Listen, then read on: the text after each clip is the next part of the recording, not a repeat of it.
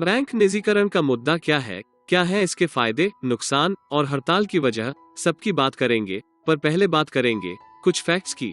आप स्क्रीन पर अभी प्रोग्रेस रिपोर्ट देख रहे हैं जन धन योजना के तहत खोले गए खातों की। इसमें देखिए पब्लिक सेक्टर बैंक ने ग्रामीण क्षेत्र में और अर्बन एरिया में कुल खाते खोले वो है 33 करोड़ जन धन अकाउंट, और आरआरबी रूरल बैंक ने भी 7.5 करोड़ जन धन अकाउंट खोले। लेकिन प्राइवेट सेक्टर बैंकों ने सिर्फ 1 करोड़ 25 लाख अकाउंट खोले। तो हम ये तो नहीं कह सकते कि सरकारी बैंकों में काम नहीं होता। और अभी जो आप स्क्रीन पर देख रहे हैं इस पर भी जरा गौर कीजिए। प्रधानमंत्री जन धन योजना में सरकारी बैंकों में जो खाते खोले गए थे उनकी बदौलत गिनीज बुक में एक वर्ल्ड रिकॉर्ड बना था, उसका सर्टिफिकेट है। जरा सोच कर देखिए, करोड़ों अकाउंट जब जीरो बैलेंस के खोलेंगे तो सरकारी बैंकों पर भार तो बढ़ेगा। सोचिए ग्रामीण क्षेत्रों में कितने बैंक खाते हैं और कितना बैंक स्टाफ।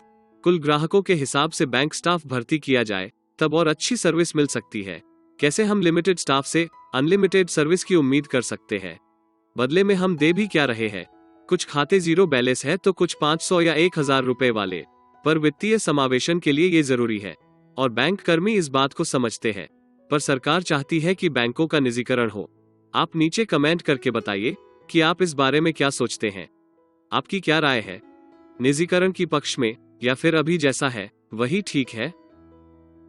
बैंक प्राइवेट होने के बाद में इन बैंकों में अकाउंट को आम आदमी कैसे मेंटेन कर पाएंगे? जो अभी 500 या 1000 रुपए में मेंटेन हो रहे हैं उन्हीं खातों में 10,000 रुपए रखने जरूरी हो सकते हैं। हो सकता है आपको दिक्कत न हो, पर सबके लिए ऐसा है क्या? सरकारी बैंकों को सबको साथ लेकर चलना होता है। जीरो बैलेंस वाले ग्राहक को भी सेवा देनी है और लाख वाले को भी। अब कईयों को अभी भी समझ नहीं आ रहा कि बैंकिंग की हड़ताल क्यों हो रही है। आज देश के 10 लाख बैंक कर्मचारी सड़कों पर उतर चुके हैं। निजीकरण की जनविरोधी नीति के विरोध, बैंकों के प्राइवेट करने के विरोध में 2 दिन बैंक बंद रहेंगे। बैंकों में कामकाज ठप रहेगा। वजह साफ है, 10 लाख कर्मचारी शांतिपूर्ण हड़ताल पर रहेंगे।